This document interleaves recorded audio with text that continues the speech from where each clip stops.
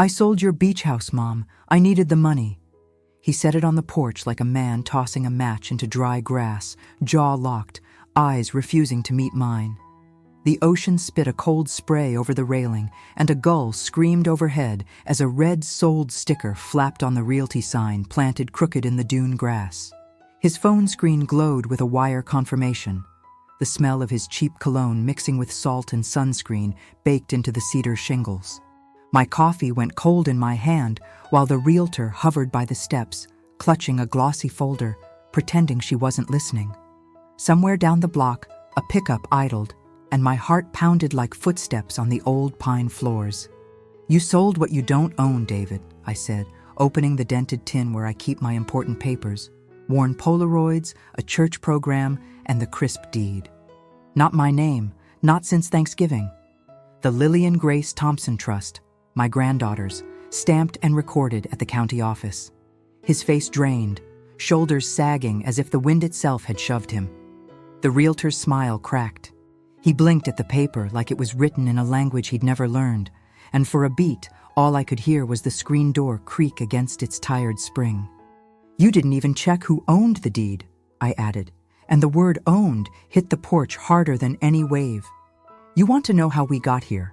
How a widow in her late 60s, Margaret Thompson from Raleigh, moved a slice of coastline out of reach and into a little girl's future?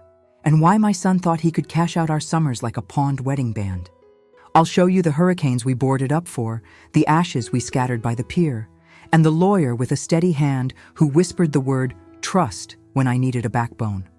I'll tell you about the bridge loan that became a sinkhole, the promises made in my kitchen over lukewarm coffee, and the day I realized love and enabling are cousins that shouldn't share a house key.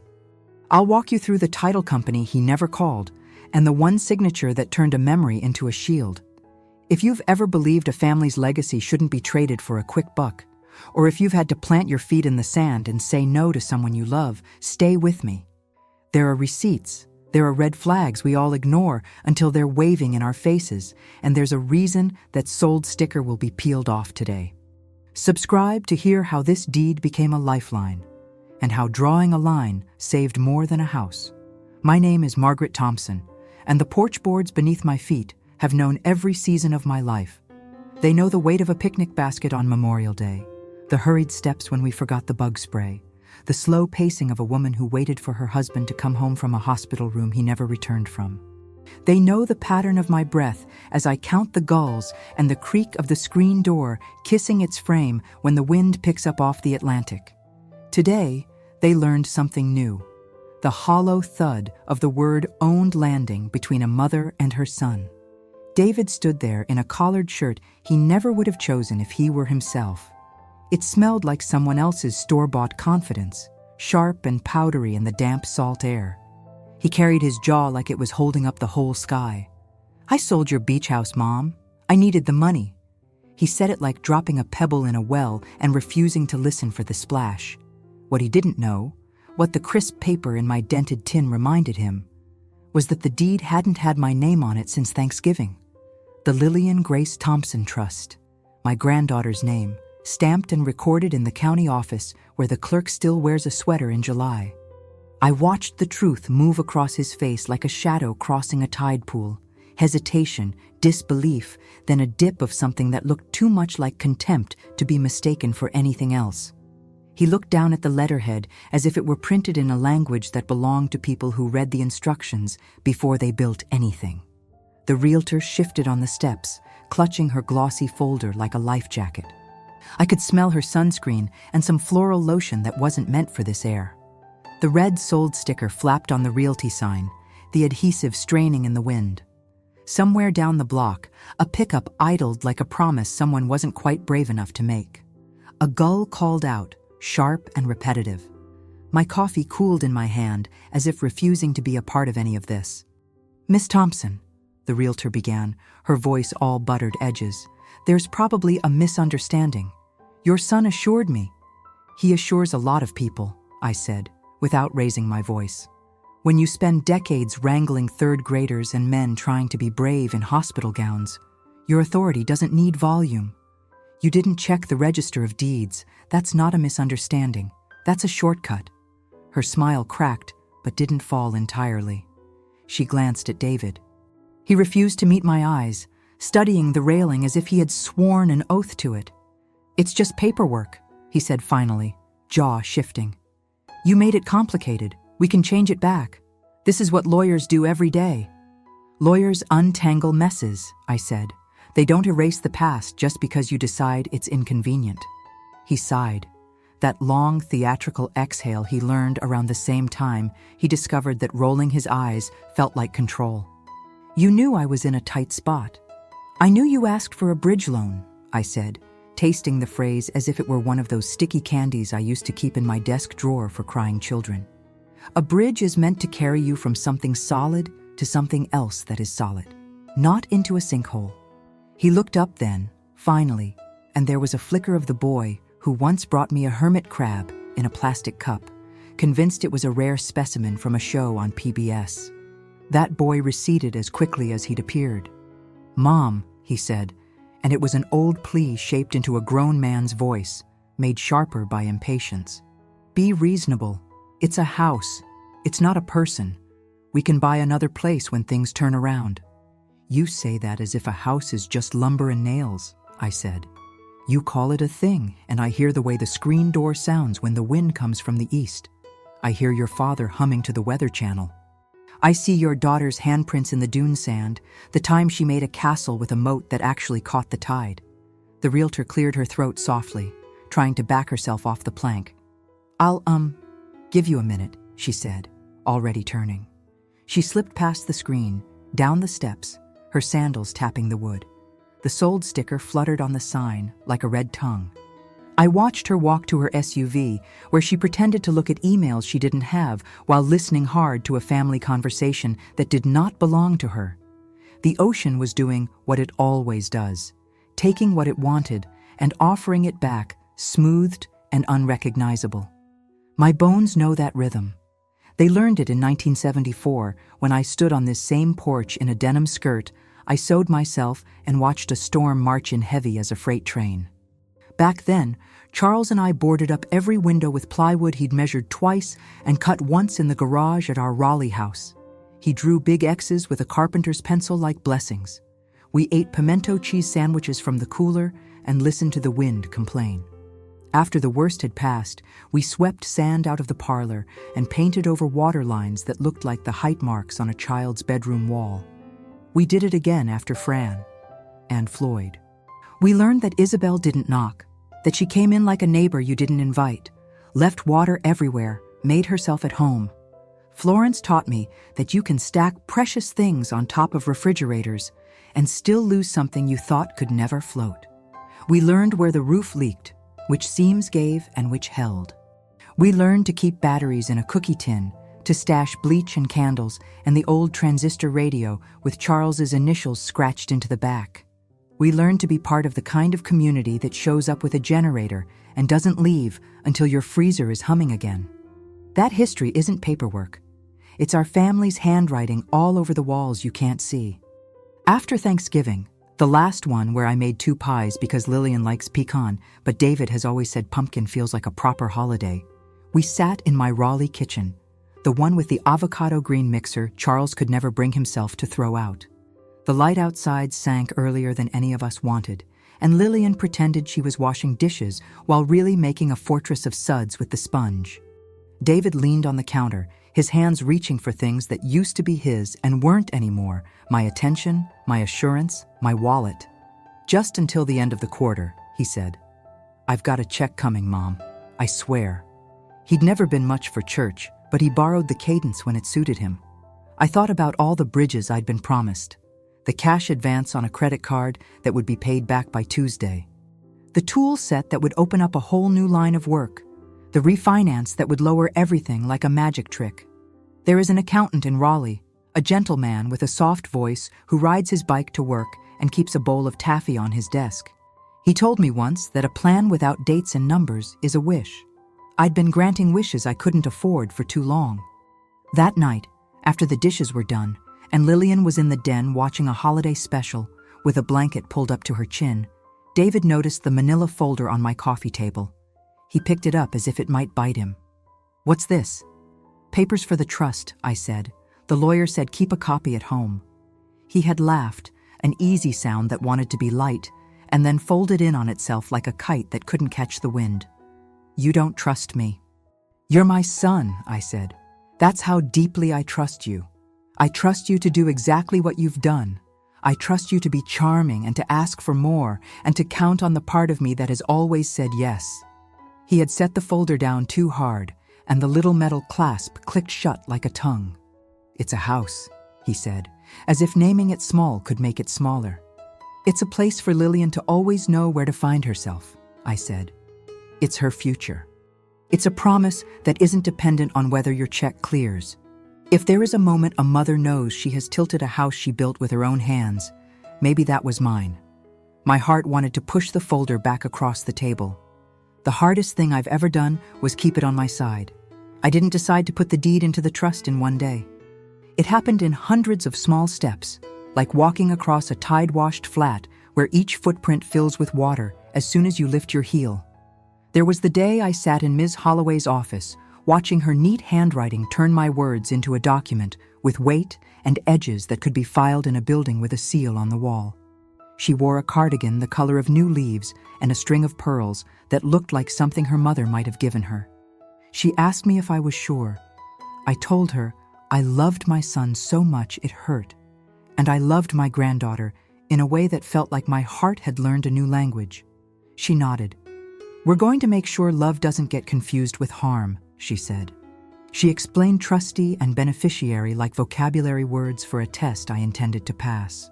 When the notary pressed her seal and that little click clicked, I felt the house settle into a new foundation. There was also the day after Charles's funeral, when we walked out onto this same beach and poured his ashes into the wind. The way David's shoulders shook as he threw too much of his father into one wave, as if you could finish grief in a single gesture. I remember tucking the urn into the crook of my arm for a minute, using my body to block the gust that wanted to take what we had left. Lillian, small and solemn, dropped a tiny handful of sand on top, whispering, "Bye-bye, Paw-Paw." And I thought then that maybe the only gift I could still give my husband was to make sure this place would always be a place where we knew how to say hello and goodbye. That was the day the trust began, though I didn't have a word for it yet. After David moved to Charlotte to chase a job that looked good on paper, the phone calls came more often. At first, they were full of the buzz of a man who'd seen something new and wanted to narrate it. New skyline, new barbecue he couldn't decide if he liked because it wasn't the vinegar sauce he'd grown up with. A new park where he and Lillian kicked a soccer ball on the weekends. Then came the calls about timing, about waiting for checks, about a client who suddenly couldn't be reached. The day he said bridge loan, his voice had been bright again, confident, as if saying it special made a bridge that was sturdier than the subway of IOUs beneath it. I took money out of the credit union where Mrs. Reynolds has known me since I handed her my first paycheck from WakeMed all those years ago. I told myself it was a rescue, a small one. By the time I finished paying it off with subshifts and selling the ring that wasn't my wedding band, but close enough to make me cry in the parking lot after I walked out of that pawn shop, I understood that my rescues were a net he was using to avoid the ground. Love and enabling really are cousins. They look so much alike when you're squinting through tears. Now, on the porch, with the ocean behaving like a restless child, my son took out his phone and scrolled past things he wanted me to see. The wire confirmation. The emails with tiny icons that looked like trustworthiness. He doesn't realize I've learned to see past the glow. "Mom," he said, and the word was a rope, a tether tossed out with both hands. "I've got people waiting on this. I'm not the only one involved. I can't go back to them empty." "Then you'll go back to them honest," I said. "Honest doesn't pay bills," he shot back, too quickly, the words practiced like lines learned in a mirror. There it was, the tilt in his eyes that made him look down at me as if I couldn't keep up with a world that moves faster than I do. That little roll of his shoulders, the smirk he didn't quite allow. "You keep making this about feelings. Everything doesn't have to be sentimental." I leaned against the porch rail, the paint rough beneath my palm, where we never quite finished scraping the old layer. "Keeping a roof is practical," I said. Keeping a family place safe for a little girl isn't sentimental, it's moral. He opened his mouth, closed it. His jaw worked. You don't trust me. I don't trust addiction to money, I said quietly. I don't trust a habit of chasing a good story instead of doing the hard, boring work. I don't trust the friends who disappear after midnight. And I don't trust the way your voice sounds when you say, I've got it covered, because too many times you didn't. He turned his face toward the street, toward the waiting truck, towards a day that wasn't going the way he thought it would. There was a tremor in the set of his shoulders that a stranger wouldn't see. I did. I have held him in a rocking chair, felt him shudder through fevers, sat on bleachers while he tried to be brave in soccer cleats half a size too big. Lillian's not here, he muttered. You didn't have to make this a show. It's not a show, I said. It's a boundary. If she were here, I'd want her to watch me do it. The realtor, Shannon, I realized from the business card she'd pressed into my hand earlier, reappeared at the bottom of the steps. She had put her sunglasses on like armor. I spoke to my broker, she called up, choosing to pretend we were all reasonable people in a reasonable situation. We'll need to unwind this. There are steps. Step 1 is taking down that sticker, I said. Step 2 is calling the title company and telling them Mrs. Thompson doesn't own the property. The trust does. It's recorded. They'll have a file. They can read it themselves. She nodded, a tight motion. We'll handle it. She peeled the sold off the sign. The glue fought her. The plastic tore. It came off in ragged pieces like a bad decision being undone. She worked carefully, eyes on her task, grateful for something to do that made her hands useful. David stared at the place where the sticker had been. His eyes flicked to me. You did this to cut me out, he said, not a question. I did this to keep something safe that you've proven you're not ready to keep safe, I said. I did this after nights I went to bed praying for you. I did this after I caught myself putting my hand on the telephone, waiting for it to ring so I could fix something that wasn't mine to fix. He laughed then, a short sound with no air in it. You and your morals. Meanwhile, I've got people, he repeated, as if saying it twice would make it more true than it had been the first time. I pressed my lips together so hard a line formed above my upper lip, the way my mother's used to when she was trying not to say something she'd regret. I will take you to Ms. Holloway, I said. I will sit with you while you make a plan with numbers and dates. I will not sign this house away. He took a step back. The truck down the block revved, impatient, a friend who was also a clock. I recognized the man behind the wheel from the hardware store a few streets over where I've bought paint thinner and flea powder. He lifted his fingers in a familiar non-committal half-wave. There are few secrets in a town where June and August smell like grilled shrimp and citronella, and everyone's grocery cart holds the same brand of charcoal. Fine, David said, the word getting stuck somewhere behind his teeth. Have it your way. He stood there for half a second too long, as if waiting for me to soften. When I didn't, he turned. The screen door creaked on its old spring, the same way it always has. He went down the steps like someone in a photograph, stiff, contained. At the bottom, he hesitated and looked back up at me. Let me talk to them, he said. Give me until tonight. Bring back any document you signed, I said. No more surprises. He nodded, a spare little dip of his chin, and then he was gone down the boardwalk. The truck door opened and closed. The engine noise grew smaller as they pulled away. I stood there and let the wind blow my hair around my face. I pressed the deed against my chest, felt the edge of it through my t-shirt. A pelican flew low, skimming the water like a protractor measuring some angle I couldn't name. Inside, the house smelled like lemon oil and salt, the same way it does after I wipe down the banister. The walls hold up a history of photographs in mismatched frames I refuse to standardize. My wedding picture, Charles in a seersucker suit at a church social, David at 17 with a summer tan, his arms slung around a girl whose name I can't remember anymore. Lillian last Easter, hair too short because she'd decided she wanted to feel the wind on her neck and I didn't argue. On the counter, there was a bag of peaches I'd bought from a man on Highway 70 who sells them out of his pickup, his hat battered, his hands soft as he placed the fruit in a brown paper bag. I picked up my phone and called Ms. Holloway. Her assistant answered with the kind of professional cheer that makes you feel like your mess is normal.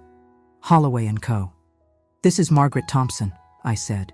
"I need to make sure everything we did with the trust is as sturdy as you promised." "It is," Ms. Holloway said when she came on, that same calm like a doctor who's done the surgery 100 times. "But tell me what happened." I told her about the porch, about the sticker on the sign, about the wire confirmation on a phone I didn't quite want to touch. She didn't interrupt. When I finished, she said, "We'll send a copy of the recorded deed to the title company and the agent. You're the trustee, Margaret. No one moves this house without your say." "What about the deposit?" I asked. "He said there was money." "Not your problem," she said. "If he misrepresented ownership, that's on him. If they did a title search, they saw the trust. If they didn't, that's on them. You did what we planned." "I hate when he's embarrassed," I said, surprising myself. "I know," she said gently. "You're his mother, but embarrassment isn't a reason to tear down walls you built for good reasons."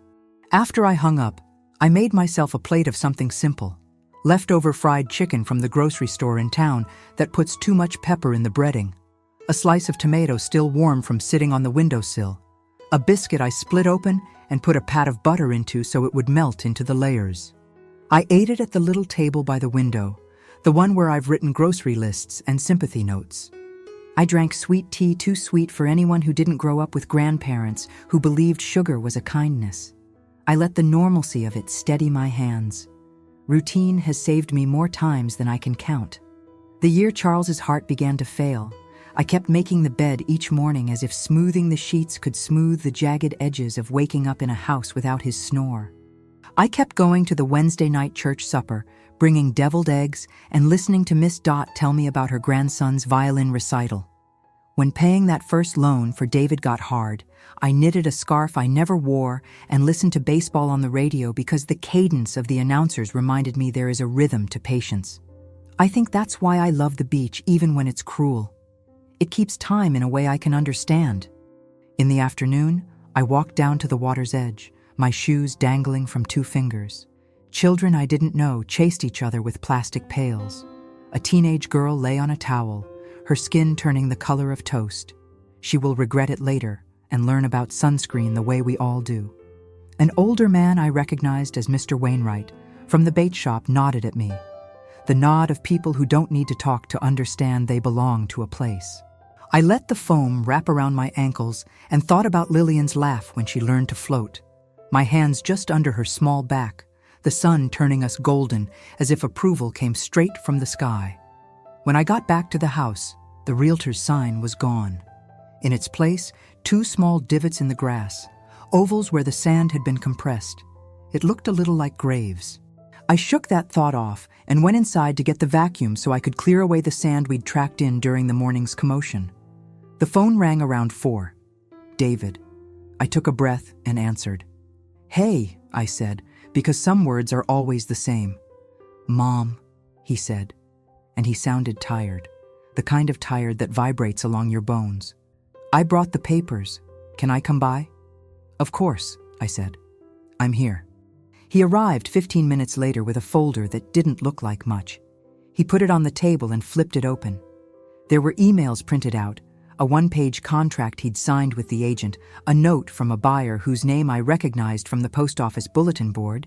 He lost his dog last fall and put up 50 flyers offering a reward. The contract was amateur. No title company signature, no trust language. He hadn't even filled in the legal description, just the street address in his hurried hand. "David," I said softly, "you know better than this." He shrugged, a boy again for a moment, solutions slipping through his fingers like minnows. "They said it was enough to get started," he muttered. I thought I could fix it before it mattered. I reached out and touched his wrist, the way I used to when he was sulking over homework he insisted he didn't understand. "I want you to hear me," I said. "Not the part of your head that argues with me. The part of your head that knows right from wrong." He didn't pull away. He stared at the Formica, at the little chips I've never bothered to fix because every surface has something wrong with it eventually. "I'm in deeper than I said," he confessed, the words dragging. It's not just the buyers. I owe money to some guys who aren't patient. I felt a cold settle over my shoulders that had nothing to do with the air conditioning vent I was standing under. What does that mean? He shook his head. It means I shouldn't have tried to fix it this way. I thought if I could pay them off, I could show up with a clean slate. You wanted to be the hero, I said, not unkindly. He didn't meet my eyes, but his lips pressed together. I didn't want to ask you, he said after a long moment. Not again. I know what it cost you last time. I looked at him, really looked. A man who needed a comb and sleep. My son, who wore entitlement like armor when he was scared. The antagonist in this chapter of my life is not only the world, it's the choices he's made that pulled him into currents he can't swim against. But antagonists have hearts too, and I have held his since it was the size of my palm. I will not give you the house, I said. The words were a floor. I will go with you to talk to whoever needs talking to. I will hire a lawyer to sit with us, and we will use numbers and we will make dates. We will call it a plan, but I'm not taking a brick out of the trust wall. He nodded, and then looked up at me like he couldn't believe I was doing this, and also maybe he could. Somewhere in there was respect. It flickered and then steadied. Okay, he said. Okay.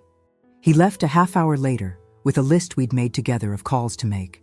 Ms. Holloway first, then Pastor John, who has sat in rooms with people who were in deeper than this and taught them the difference between a door and a wall. Then Mr. Caldwell at the credit union. Then, if we had to, the sheriff, who knows me from the hurricane volunteer list and has a grandson in Lillian's second grade class. We'll set up a meeting. We'll talk about conditions and timelines. We'll ask for grace with a plan. We'll be humble. And if what we're dealing with is beyond favors and grace, we'll bring the law into the room so everyone hears the same words. After he left, I found myself in the den, where the light turns honey-colored by late afternoon. I sat on the couch and picked up the first Afghan I ever crocheted, a lopsided thing in ocean colors that has somehow never unraveled. I thought about Charles, about the day we signed the mortgage, and he lifted me up and spun me around like we were in a silly old movie. He would have been embarrassed by how long it took me to stop rescuing our boy. He would have been proud of today. I pulled out the box with Lillian's art supplies and found the jar where we keep the shells we collect each time she's here. A mermaid's purse, a piece of sea glass the color of old Coke bottles, a porcelain fragment with a blue flower that must have come from someone else's table a generation ago.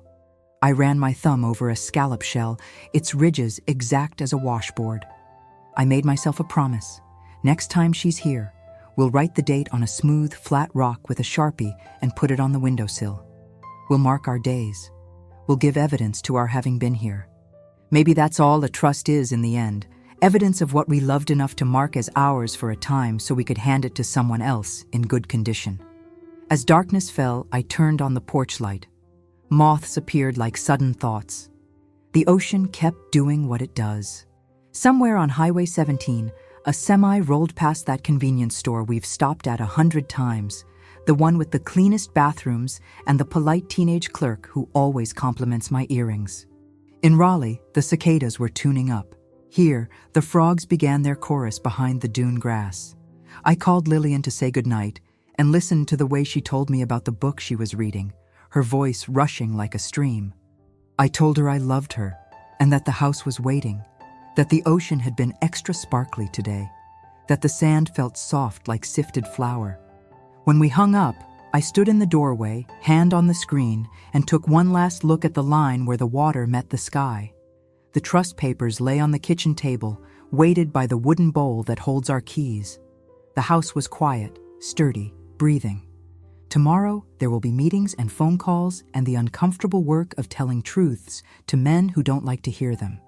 There will be a conversation with a realtor who should have known better and a plan for what we tell the buyers who believed in a shortcut.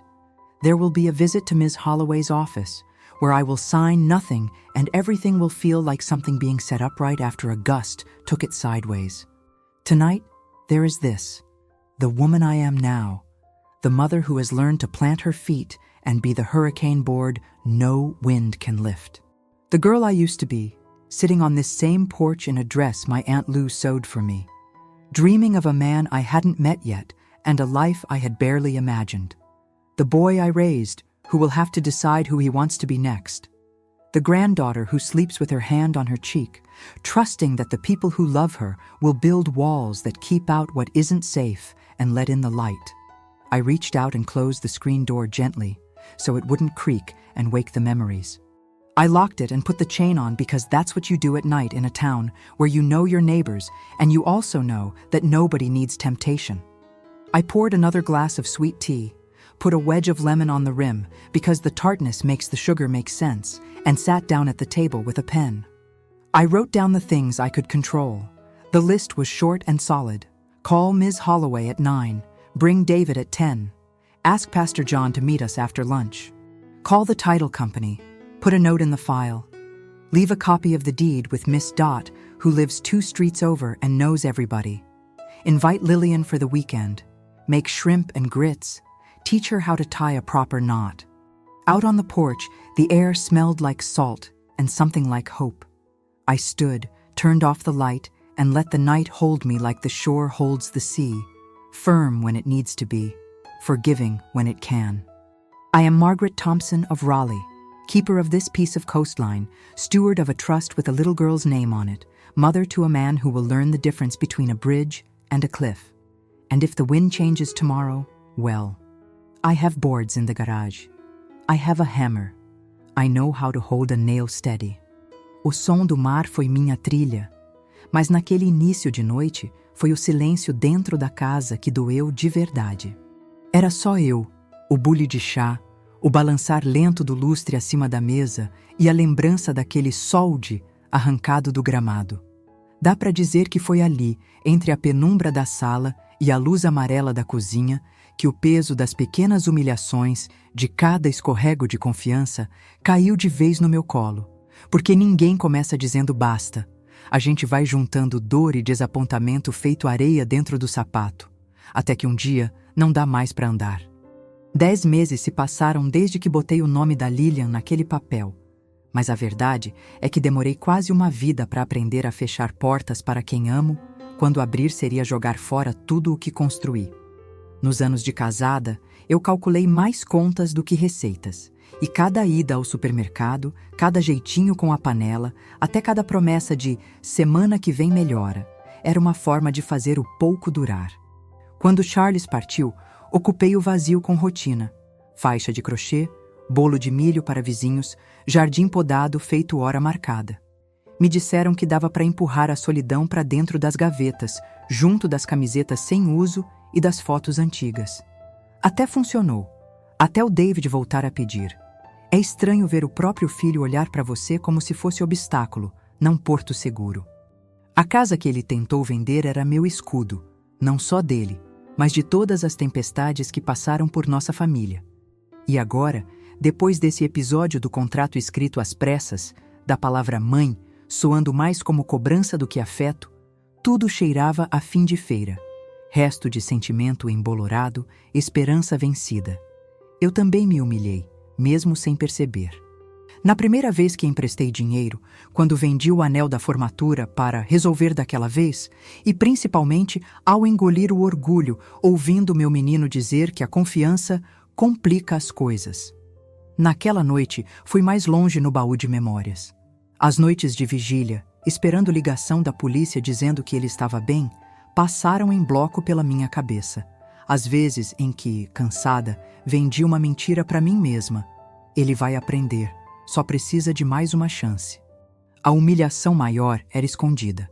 Permitir que meu amor por ele virasse fraqueza, escancarada toda vez que ele batia a porta como alguém que não teme consequências. Nas reuniões de condomínio, nas festas de igreja, sempre alguém vinha perguntar: "E o David, tá melhor agora?" Eu respondia com meia mentira, como todo mundo faz aqui. Vai bem, graças a Deus. Só que era mais orgulho ferido do que esperança genuína. Enquanto a cidade se aquietava, o cheiro de churrasco sumindo das varandas, as luzes amarelas vazando das casas de alvenaria, o som abafado da última picape indo embora pela rua de areia, eu me sentei de novo no sofá da sala, a caixa de lembranças, aberta no colo. Foi quando meu olhar parou nos objetos que mais contam minha história. A receita de pêssego em calda da minha mãe, uma fita azul da Lillian e o antigo martelo do Charles, gasto de tanto consertar janela. Mas foi a concha alaranjada, a tal concha que Lillian achou no verão passado e pediu para guardar porque dá sorte, que se transformou no símbolo desse momento. Peguei a concha, fechei a mão em volta dela e senti o peso pequeno, mas firme. Era essa concha, recolhida por pequenas mãos entre ondas e caranguejos, que me lembrou do motivo para seguir resistindo. Não pelo David, mas pela promessa de um futuro que não se vende ao desespero do presente. Permaneci ali, com a concha trincando nos meus dedos, afiando os contornos do meu basta, porque havia chegado a hora de agir. Dessa vez, não seria apenas mais uma conversa sussurrada, esperando que o amor arrumasse tudo. Se ele queria ponte, eu queria terra firme. E se o mundo precisava ver que fronteiras são traçadas com gestos e não só palavras, então seria público, ainda que não em praça, mas do jeito que as coisas se resolvem numa cidade pequena, com vizinhos sabendo, com reputações mexidas, com a diferença clara entre o que é familiar e o que é justo. Decidi naquela madrugada. Não bastava devolver o papel rasgado para a gaveta. Seria preciso mostrar ao David, a corretora, ao tal possível comprador, que nome escrito na areia leva onda e apaga. Nome gravado em papel, com escritura selada, segura o terreno quando a maré sobe de verdade. Amanheci rabiscando o que fazer. Roteiro tão meticuloso quanto as listas de mantimentos para furacão. Chamar a corretora para esclarecer. Comunicar oficialmente o erro na tentativa de venda. Enviar a cópia registrada do trust à imobiliária e ao banco. Envolver a advogada. E se ainda restasse dúvida, que a cidade visse que não se tira a casa de uma criança por um capricho de adulto em crise. Um pouco antes do sol nascer, fui até o quarto e peguei a sacola de algodão azul onde guardo tudo da Lillian. Desenhos tortos, laços de cabelo, o primeiro dente de leite envolto num papelzinho. Coloquei a concha dentro, junto dos papéis da escritura. A partir dali, aquele era o símbolo da minha vigília. A promessa que fiz a ela, mesmo sem palavras grandiosas, de que sempre teria um lugar para chamar de seu. Quando o telefone tocou, antes das 9, era Shannon, a corretora, tentando equilibrar a voz entre desculpa e autodefesa. Senhora Thompson, eu já comuniquei ao comprador. A direção da imobiliária está ciente. Faltou precisão nos detalhes. O Sr. David me garantiu que tinha poderes. Poderia vir até o escritório para esclarecer pessoalmente? A resposta saiu sem hesitação. Sim, e estarei acompanhada de nossa advogada. Quero garantir que não restem dúvidas quanto à propriedade. Qualquer outra tentativa de movimentação, considerarei jurídica. O silêncio do outro lado foi suficiente para mostrar que, naquele cenário, quem toma a rédea ganha respeito. Pouco depois, conferi se a cópia autenticada do trust estava na pasta. Troquei de roupa. Vestido azul claro, sandália baixa, o jeito de se apresentar bem posta, como minha mãe ensinou para ocasiões importantes. No espelho do corredor, vi meu reflexo, olhos duros de quem já chorou inteira por dentro, mas agora só deixa sair o que é firme. Deixei a porta destrancada, como sempre faço, parada de propósito. Queria que, ao entrar, David visse que estava aberta só o suficiente, para quem decide mudar, mas não para quem insiste em empurrar o que não lhe cabe. No caminho até a imobiliária pelo centrinho, senti os olhares dos que sabiam, dos que imaginavam saber. Em cidade pequena, as bocas cochicham, mas os olhos dizem tudo. Encontrei com a Miss Dot, vizinha de toda a vida, na saída da padaria. Se precisar de testemunha, você me chama, viu, Margaret? Sorri. Agradeci. Confiança entre mulheres velhas, forte como renda de família. Na sala envidraçada da corretora, as cadeiras giratórias, a parede falsa de diplomas e prêmios prateados refletiam a luz branca do teto. Venha, sente aqui, disse Shannon, desviando o olhar do David, que já me esperava com aquele ar de menino encurralado. Margaret, o escritório lamenta, ela começou. Não deixei continuar. Retirei a pasta, coloquei o papel sobre a mesa, ao lado da concha de Lilian, e deixei as palavras saírem do jeito certo. Meu filho pode ser professor do que é promessa, mas eu sou dona de cada linha desta escritura. Antes de qualquer exposição, quero deixar claro: qualquer tentativa de venda, transferência, promessa ou contrato relativo ao imóvel sem a minha assinatura como curadora do trust é, em direito, nula. Esta casa pertence a uma criança, não a dívidas de adultos. Portanto, se algum dinheiro trocou de mãos, foi por imprudência. Caberá à lei mediar. Shannon empalideceu. O gerente que havia entrado na reunião quis argumentar. Foi uma infeliz falta de cautela, Dona Margaret. Faremos um comunicado interno, já... O interrompi com um gesto, sem levantar a voz. O comunicado precisa circular além das paredes deste escritório. Quero o registro da tentativa de venda irregular, quero o nome do meu neto limpo, quero garantia de que nunca mais meu filho poderá tomar decisão sem consultar o trust. Mais, quero carta assinada pela direção da imobiliária e retratação encaminhada à Junta de Corretores da Carolina do Norte. Isso é o mínimo por expor meu neto a risco e meu filho ao vexame público. A vergonha voou pelo ambiente morno. David baixou os olhos, mexeu no botão do casaco, tentando sumir. Shannon buscava nas folhas alguma saída, mas não encontrou. A humilhação não era minha dessa vez. Dei um último aviso.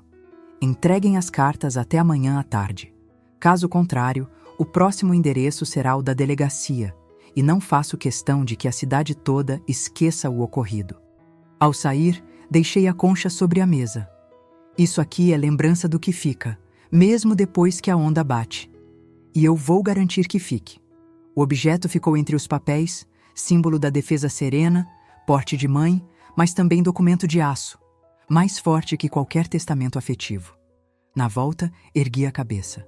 O plano estava traçado, público e silencioso à sua maneira, feito ritual de passar receita de geração em geração. Recebi abraços curtos, apertos de mão, olhares mistos de compaixão e respeito ao caminhar entre as ruazinhas rente à praia. Na padaria, o padeiro me ofereceu extra de pão de milho. Coragem bonita a sua, Dona Margaret. No mercadinho, Lídia empacotou meu arroz do jeito de sempre, mas colocou um cartão com a estampa de conchas junto às sacolas. Pequenos sinais de que ninguém ali viu erro em escolher firmeza. Em casa, o ar pesava menos. A cada tic-tac do relógio, imaginei como Lilian um dia iria ver naquele episódio não um escândalo, mas uma lição de resistência. O telefone tocou à tarde. Era David, voz rouca, enviesada pela derrota. Mãe, me desculpa, de verdade. Pela primeira vez em anos, senti humildade genuína. Respondi.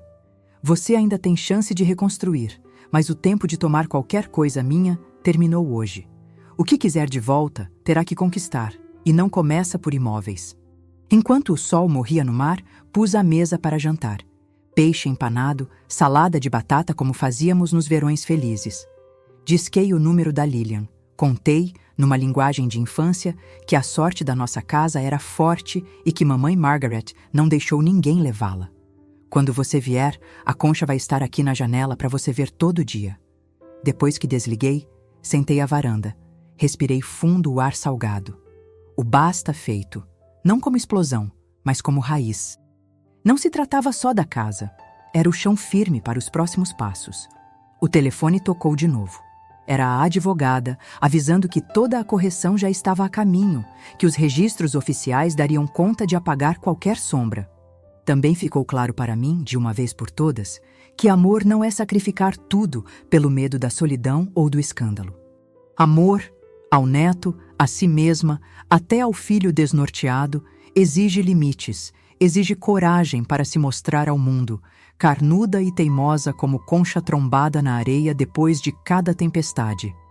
Fechei a pasta, coloquei-a junto à sacola de Lilian e deixei tudo junto da janela, para o sol da manhã iluminar o papel, o símbolo e minha própria confiança recuperada. O clímax não foi grito, nem porta batida. Foi a certeza, redonda, de que pertenço ao pequeno pedaço de mundo que ajudei a construir. E que ninguém, nem por dívida, nem por promessa, arranca isso de mim sem passar pelo furacão da minha dignidade. Ali, entre o fim do segundo chá e o céu derretendo em anil, voltei a respirar sem doer. Não resgatei só a casa, resgatei a mim mesma, na linha limpa entre justiça e sentimento.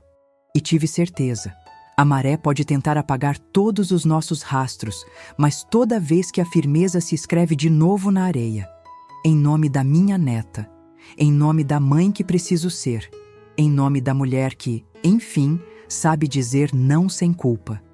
Quando dei por mim, estava na janela da cozinha, sentindo o céu clarear por trás das cortinas de renda, e uma paz estranha percorria a casa, dessas calmas que não dependem do tempo, mas do que finalmente se ajeitou dentro da gente.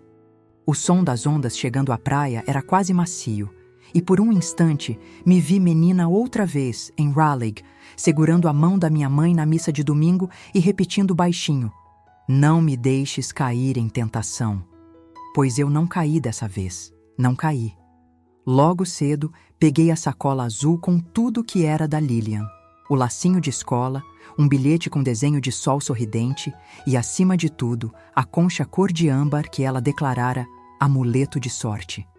A escritura ficou junto, visível sob a luz branca da manhã, protegida pela camada fina de areia que escapara da última visita à praia. Ali, mais do que papéis e lembranças, estava a pele de tudo o que eu lutei para manter inteiro: família, memória e o direito de dizer não para o que ameaça o nosso abrigo. Logo depois das 9, sentei-me com a advogada, Dona Holloway, à mesa comprida da sala de jantar. Ela trouxe consigo uma espécie de serenidade, dessas que não vacilam com a ventania. Revisamos juntos cada cláusula do trust, cada linha onde o nome da Lilian estava seguro. "Está tudo aqui", ela disse, o olhar direto. Mais blindado do que o cofre do banco, mas mais importante, firmado na sua coragem.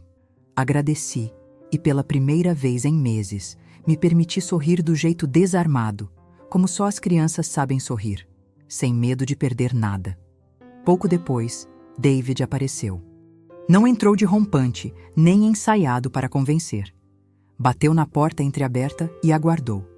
O rosto cansado, o paletó desalinhado, os olhos fundos como poço velho depois de muita seca. Ele carregava uma pasta, mas, mais raro, carregava um respeito doído pelo limite que eu tracei. "Mãe", disse, voz aquém do habitual. Sentei à mesa, pedi que se sentasse também. Ele obedeceu. Silêncio pesado, mas não hostil. Era o silêncio de quem está aprendendo a escutar. Olhei bem para ele, para o menino de quem fui refúgio durante febres e fracassos. Senti ainda aquele instinto de mãe disposto a levantar o mundo só para vê-lo sorrir. Mas dessa vez não cedi. Em vez disso, segurei a concha de Lilian e deslizei pelo tampo da mesa até ele. "Sabe de onde vem essa concha?" perguntei. Ele balançou a cabeça. Sua filha achou na maré baixa. Disse que parecia pequena, mas que era difícil quebrar. Coisa de gente que nasce na beira do mar. Aprende que aquilo que resiste à onda é porque carrega muita história por dentro. David contemplou o objeto, os dedos trêmulos. Queria pedir desculpa. Não só por ontem, por tudo. Pela vergonha, pela confusão, por ter tornado você meu álibi tantas vezes. Mas principalmente quero agradecer porque você me impediu de cair de vez. Era a primeira vez em anos que David me olhava do mesmo modo que olhava quando, menino ainda, precisava de colo no escurecer dos temporais. Deixei que as palavras ficassem pairando, como a maresia depois da chuva. Depois, soltei devagar. Amar é também saber fechar a porta, filho. Não é egoísmo. É ensinar o caminho de voltar quando já falta chão. Aqui está a linha. Você atravessa se mudar o passo. Ele assentiu. Daquele acordo nascia algo novo. Não o laço frouxo da dependência, mas a promessa de recomeço, desde que fosse pelas próprias pernas. O barulho do caminhão de lixo ao longe, o cheiro de pão doce atravessando a janela e a sensação clara de que ali se encerrava o capítulo mais duro da nossa história familiar. Dali para frente, era reconstrução. Durante o resto daquele dia, fui conhecendo outra Margaret. A mulher que, depois de uma vida dobrando-se para tornar tudo confortável aos outros, descobriu que firmeza não é dureza, é cuidado de raiz. Arrumei os papéis, distribuí cópias do Trust na igreja e na casa da Miss Dot, como quem planta marmelos nos quintais vizinhos para garantir fruto mesmo no inverno. Pedi que cada mulher ali guardasse pelo menos uma lembrança. Se isso aqui um dia sumir, vocês sabem a quem pertence. Esse futuro tem nome, e é da Lillian. Sorrisos, abraços, promessas ecoando em cada esquina do vilarejo. Vai ficar tudo do jeito certo, Margaret. À tarde, sentei com Dona Holloway para finalizar a carta. Notifiquei, em nome próprio e do Trust, a imobiliária, os compradores e o banco. Formal, mas com a calma de quem não deve, não teme. Que fique registrado. Todo e qualquer negócio relativo a esta casa sem o consentimento do curador é nulo e sem valor. Visitando a padaria, agradeci o bilhete de conchas da Lídia. Pedi para avisar as mães da escola que no próximo verão faremos um lanche coletivo na varanda, com limonada gelada e bolo de milho do mesmo jeito que sempre fiz para acolher, mas agora sem peso nenhum nas costas. No fim da tarde, recebi a ligação do gerente da imobiliária. Nosso comunicado já está à disposição. Assumimos o erro. Não há questionamento quanto à propriedade e agradecemos pela postura firme, Dona Margaret. A senhora deu uma lição de coragem para todos nós. Sorri. Coragem de mãe é outra natureza, é feita de sal e prece. Quando o sol tingiu de rosa os vidros da sala, ajeitei a janela para que a brisa plantasse esperança fresca pelos cantos. A concha ficou ali, como prometido, bem visível para Lillian quando chegasse. Mandei mensagem para minha neta. Aqui está a nossa sorte, pronto para quando você quiser desenhar o mar comigo. Ela respondeu com um coração e um rabisco de peixe, alaranjado igual à concha. David, mais tarde, ligou para dizer: Mãe, achei um trabalho novo, nada grandioso, mas honesto. Vou recomeçar devagar, obrigado pela ponte, não pelo atalho. Meu coração, mesmo calejado, pulou uma esperança nova. Só não esqueça, filho. A gente atravessa pontes olhando para frente, sempre. Ao anoitecer, convidei para dentro aquilo que mais temia, o sentimento de missão cumprida. Fiz questão de preparar a janta preferida da Lillian, aquele arroz cremoso com queijo cheddar e camarão, cheiro invadindo até a varanda. Botei a mesa só para mim, mas brindei em silêncio a todos que já se sentaram ali, porque mesmo sozinha, nunca me senti tão acompanhada. O vento trouxe o riso de crianças caminhando pela praia. Ouvi a igreja tocar o sino das 6 e agradeci, do jeito que aprendi, com a concha nas mãos, a escritura dobrada e o peito leve. Pela janela, a lua já aparecia, prateando o mar e as promessas feitas de olhos abertos. Paz não é ausência de conflito, aprendi. Paz é a casa dentro da gente, depois de arrumar a bagunça e devolver cada coisa ao seu lugar. Libertei o que era preciso, segurei o que era essencial e dormi naquela noite sem mais medo do telefone, dos cochichos da vizinhança ou das cobranças do passado. Quando a manhã seguinte explodiu em azul, fui à praia com os pés descalços e a sacola de Lillian balançando ao lado. Dentro, o papel, a concha e um novo bilhete escrito à mão. Aqui mora quem sabe dizer sim para a vida, e não para a injustiça. Enterrei a concha um pouco na areia, naquele ponto alto onde as ondas lambem, mas não levam. Debrucei sobre ela e jurei baixinho que todo o verão haveria de ser livre, leve e cheio de lembranças doces, nunca de medo ou dívida. Voltei para casa, sentindo a areia aquecida entre os dedos dos pés, o cheiro forte do mar, o alívio gigante que só conhece quem já se permitiu cuidar de si mesma sem pedir desculpa. No aparador da sala, deixei a pasta do Trust, agora símbolo de futuro blindado para quem vier depois de mim. Lillian e todos os verões que ainda nos aguardam. Termino assim, como quem encerra a prece. Que minha neta saiba, sempre, que coragem de dizer não também é herança. Que qualquer um que entrar por essa porta veja, entre um vento e outro, que ter raízes na beira do mar é confiar que, depois de cada tempestade, a casa permanece. Se essa história tocou você de algum jeito, se já precisou colocar o coração à frente do medo, deixa seu comentário aqui embaixo. Quero ouvir outras coragens, outros bastas que viraram recomeço. Curta, compartilhe e se inscreva, porque quando a gente divide o que aprende, nenhuma onda leva o que é nosso de verdade.